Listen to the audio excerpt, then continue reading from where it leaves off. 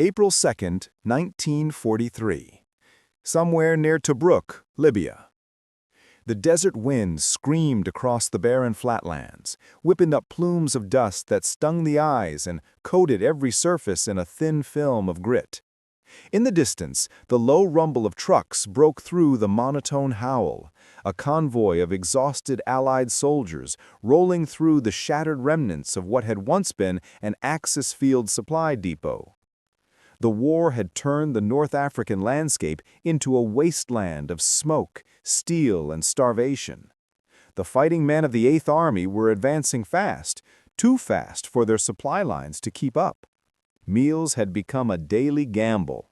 Most troops subsisted on cold, hard biscuits, a tin of bully beef, and a prayer that something better would show up before the next march. Sergeant James Harlow, a veteran of El Alamein, sat on the edge of a scorched fuel drum, staring into his dented mess tin. Inside, a few spoonfuls of gray stew sloshed back and forth, the same tasteless paste they'd been eating for weeks. He muttered, "We can win the war, but we can't win a decent meal." Collins chuckled dryly beside him. "Maybe Jerry left us some of his spaghetti."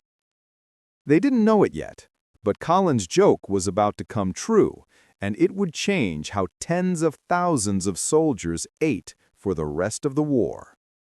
Across the camp, a small group of prisoners was being escorted in.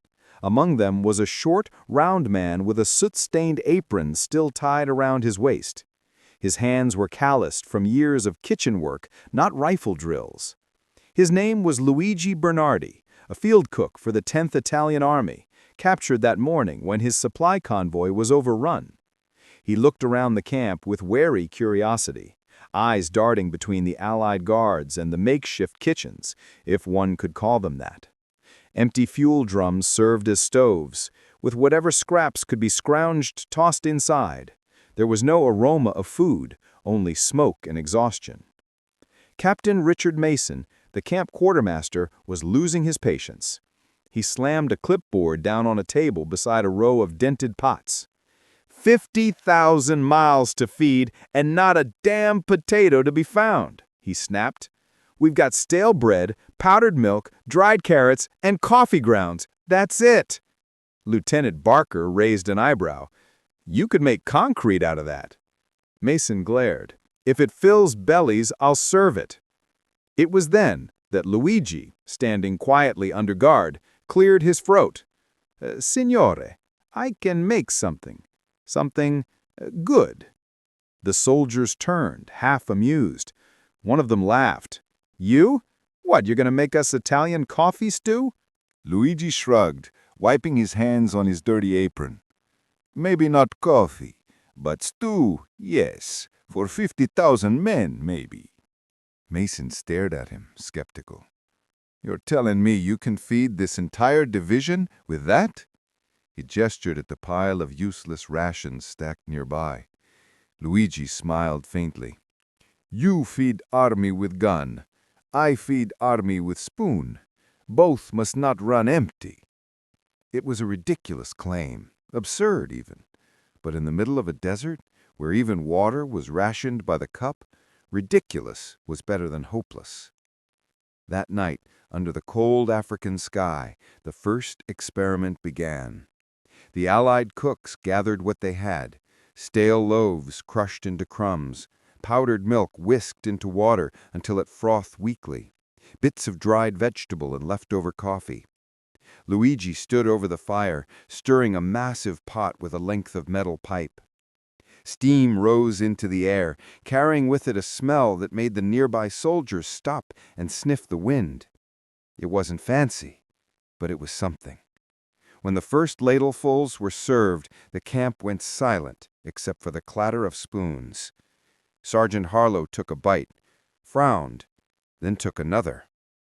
"What the hell did he put in this?" he said, half in disbelief. Luigi grinned from across the fire, wiping sweat from his brow. "It's just imagination, Sergeant." They didn't know it yet, But the captured cook's ridiculous recipe would soon feed entire divisions and become one of the most unexpected logistical miracles of World War II. April 5, 1943, Allied Field Camp, south of Benghazi. 3 days after Luigi's strange stew first appeared in the camp, word had spread faster than any official order. Soldiers from neighboring units began wandering in with their mess tins, asking if the Italian miracle soup was still being served. Captain Mason, who once dismissed the idea as desperation, now stood behind Luigi, clipboard in hand, taking notes like a student. "What exactly are you doing?" he asked, watching the stocky cook crumble a loaf of rock-hard bread into the pot. Luigi stirred slowly. "Bread is never dead, Captain. You bring it back to life. You boil it, make it soft, give it flavor. The secret is respect the hunger." Mason frowned. "Respect the hunger?" Luigi smiled faintly. "You can fight hunger, or you can feed it. I feed it." The base kitchens had transformed almost overnight. Oil drums became improvised cauldrons, rows of fires burned through the night, and soldiers volunteered to peel, stir, or carry whatever ingredients could be salvaged. Even the quartermaster's trucks began rerouting, not for ammunition, but for old bread. The ridiculous recipe, as Mason mockingly called it, was brutally simple. Stale bread, crushed into fine crumbs, powdered milk mixed with boiling water for thickness, dried vegetables, whatever could be scrounged or rehydrated, coffee grounds, not for taste but for color, to give the illusion of rich broth, a handful of salt when available, or even seawater when it wasn't. It was poor man's alchemy, turning scraps into sustenance. By the 5th day, the effect on morale was unmistakable. Soldiers stood straighter, joked louder, worked longer.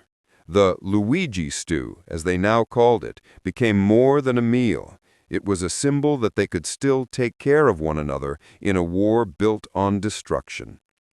Private Collins leaned over to Sergeant Harlow one morning as the cooks ladled the steaming mixture into rows of tins. "Still can't believe a prisoner's feeding the whole damn division," Collins said, shaking his head. Harlow took a deep breath of the stew's aroma. "Doesn't matter who he is, man's doing more damage to starvation than any general's done to the Germans." Behind them, Luigi was barking orders in half English, half Italian, surrounded by British, Australian, and Indian cooks who mimicked his every motion. "Faster! Stir! Stir! No lumps, eh? If you burn bottom, you feed no one." Mason, clipboard under his arm, smirked at the chaos. "You know, if command hears we're taking cooking lessons from a prisoner of war, I'll be court-martialed." Luigi only shrugged. "Then they eat cold beans again. Up to you."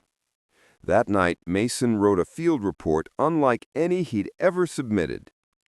The captured Italian cook, Luigi Bernardi, has devised a sustainable meal method capable of feeding 50,000 troops daily using existing rations and captured foodstuffs.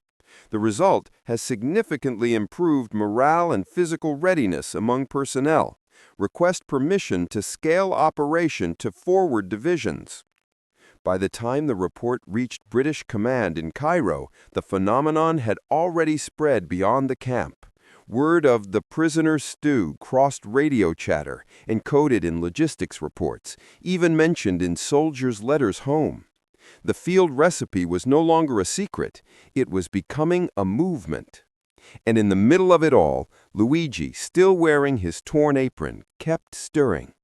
Each batch was a prayer for warmth, for humanity, for survival. But the higher-ups weren't as easily impressed. Some saw him as a potential asset. Others saw him as a liability. And soon, orders came from above. Luigi was to be transferred, and his recipe dissected. April 10th, 1943. Allied Command Post, Tobruk Sector. The telegram arrived in a puff of dust and diesel fumes, stamped, sealed, and smelling faintly of Cairo ink. Captain Mason unfolded it with a mix of pride and dread. Subject: Prisoner Bernardi, Luigi. Transfer approved. Report for immediate interview in recipe standardization. Priority high. He read it twice, then crumpled the paper slightly in his fist. Luigi was across the compound, standing over another bubbling cauldron, his face glowing orange in the firelight. Soldiers lined up again, hundreds of them, with mess tins in hand and steam rising like ghostly banners into the desert night. Mason approached slowly. "Luigi," he began, "you've got new orders."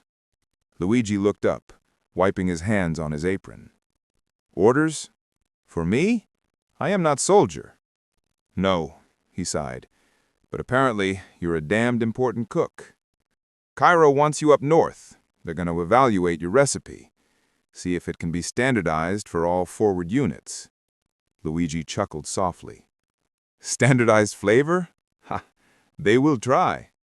The next morning, a half-track rolled in to take him away. The soldiers gathered around, Australians, Scots, and English alike, offering handshakes, cigarettes, and half-joking complaints. "Who's gonna cook now, Luigi?" "You can't leave us, mate. We'll all starve again." "Hey, tell the generals to add some bloody onions next time." Luigi smiled at them all.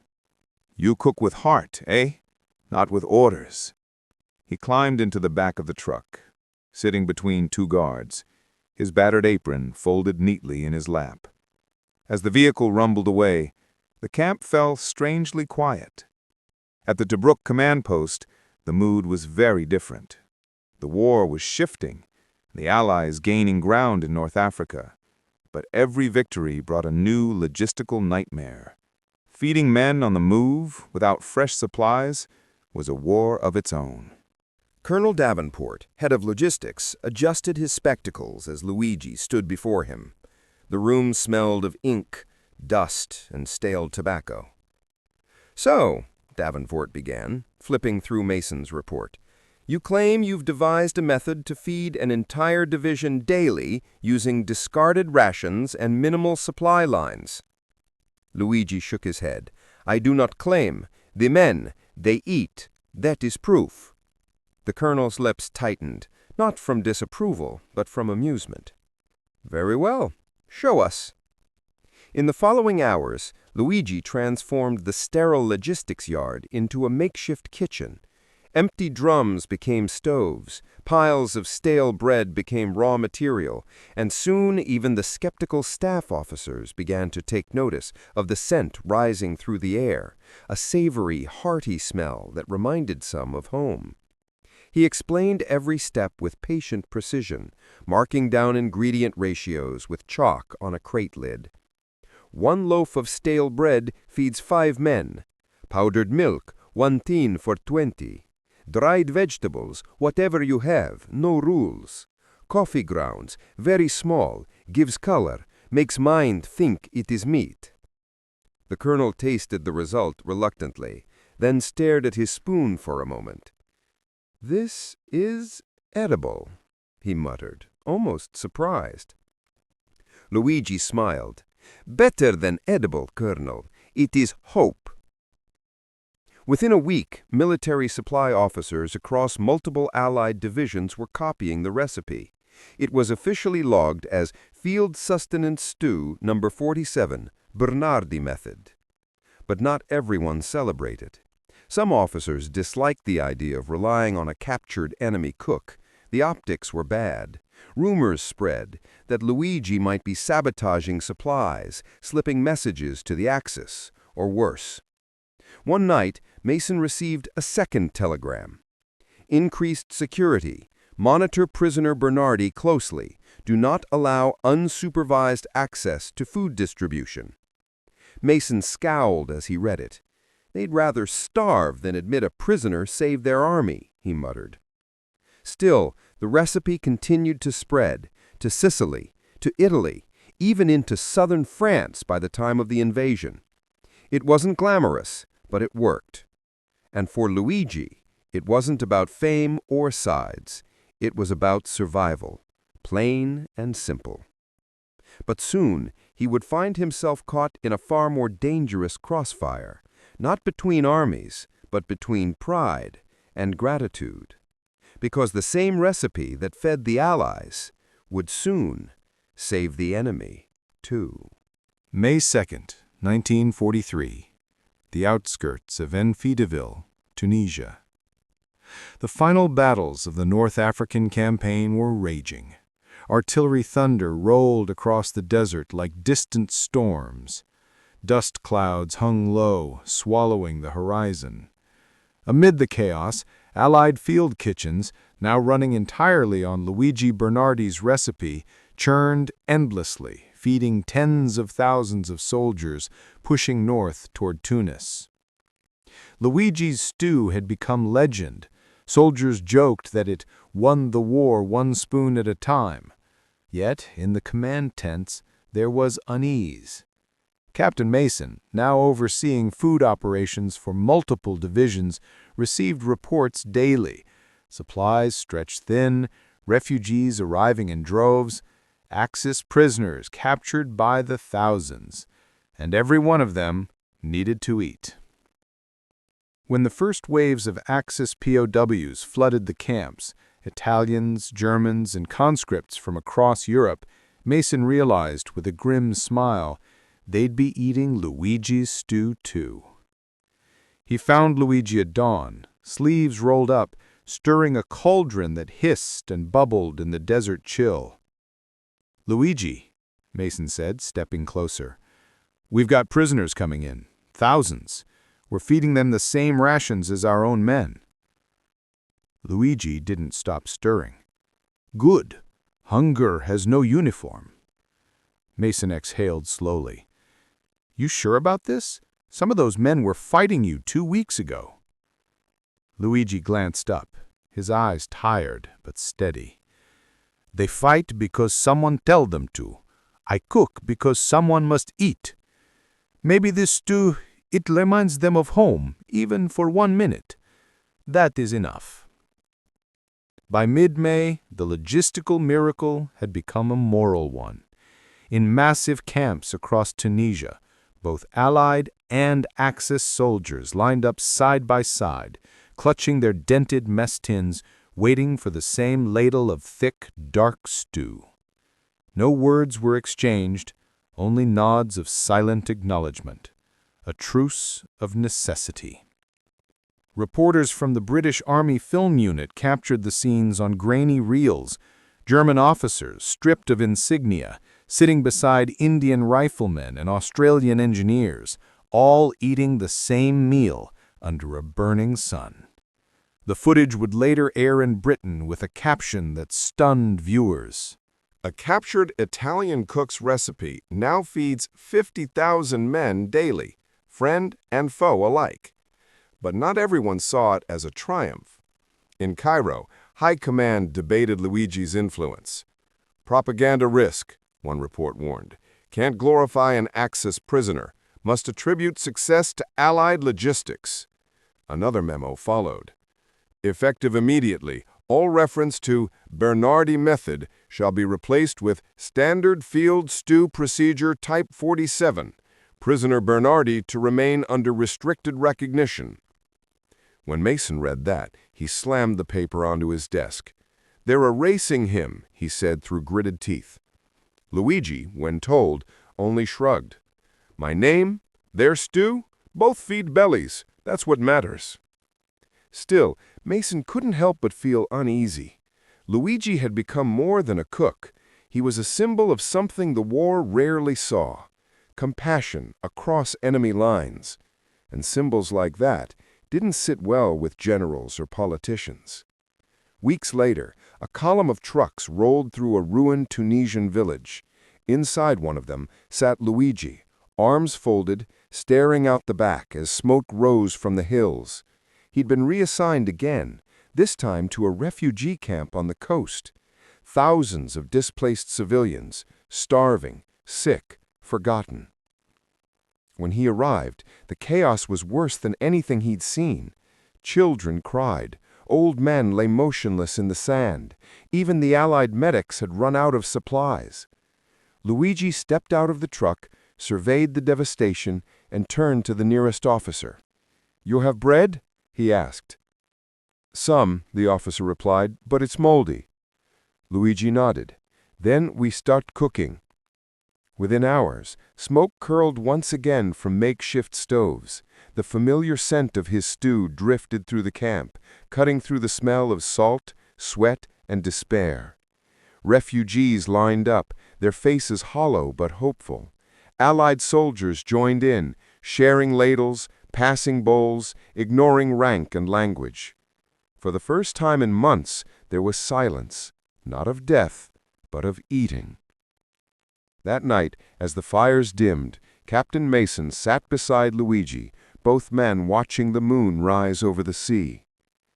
"You know," Mason said quietly, "this might be the first time in this whole damned war that everyone's full." Luigi smiled faintly, eyes glimmering in the firelight. "Then maybe," he said, "this is how peace begins, with full stomachs." But peace was still far away. And fate wasn't done with Luigi Bernardi. Because soon orders would come again, this time from London itself, and they wouldn't be about food. June 18, 1943. British War Office, London. Rain hammered the windows of the War Office as Lieutenant Colonel Edmund Shaw flipped through a thick dossier marked Confidential North Africa Operations Field Rations. Inside were Mason's reports, supply figures, and a faded photograph. A smiling, round-faced Italian man in an apron, stirring a pot as British soldiers queued behind him. Shaw adjusted his glasses, unimpressed. "So you're telling me a prisoner solved our ration crisis?" Across the table, a logistics officer cleared his throat. "Sir, respectfully, yes. His method increased output by 60% and reduced wastage by half. Troop morale has also—" "Morale?" Shaw cut him off. "We're not running a holiday camp. The public mustn't hear that the army's being fed by the enemy. Find a way to attribute this to Allied ingenuity." The officer hesitated. "Sir, the field reports. Classify them. The name Bernardi never leaves this room." Meanwhile, in Tunisia, Luigi had no idea he'd become both a legend and a secret. His stew was now being served on every front where Allied kitchens operated, from the Mediterranean coast to Sicily. Yet his own identity was stripped away, reduced to a number on a clipboard, POW number 4127, Skilled Labor Culinary Division. He didn't mind much. As long as men were fed, names didn't matter. But Mason minded, deeply. That summer, Mason received a sealed order from London. Effective immediately, POW number 4127 to be transferred to the United Kingdom under escort. Purpose, technical assessment, wartime labor contribution, and security evaluation. Mason read it twice, then muttered under his breath, "They're taking him apart like a bloody machine." He found Luigi preparing another massive batch of stew, sleeves rolled up, sweat running down his face as the cauldron roared beneath him. "Luigi," he began quietly, "they're moving you to England." Luigi looked up, eyes wide. "England? Cold place, yes?" "Colder than this," Mason said with a sad smile. "They want to study your work, maybe use it for post-war rationing." Luigi set down his ladle, thinking for a long moment. "Maybe they make more stew, eh? Feed more people. That is good." Mason swallowed hard. He wanted to tell him the truth, that London wasn't sending for him out of admiration, but out of suspicion and control. But what was the point? The cook didn't need another war on his conscience. July 1st, 1943, Southampton Docks, England. A gray morning fog rolled over the harbor as the troop ship HMS Empire Cross docked. Among the passengers disembarking, soldiers, officers, engineers, was one prisoner in a plain khaki coat, his hands unshackled, but watched closely. Luigi Bernardi stepped onto British soil for the first time, clutching his apron like a relic. A staff car awaited him. Inside, Colonel Shaw. "Mr. Bernardi, you've made quite an impression.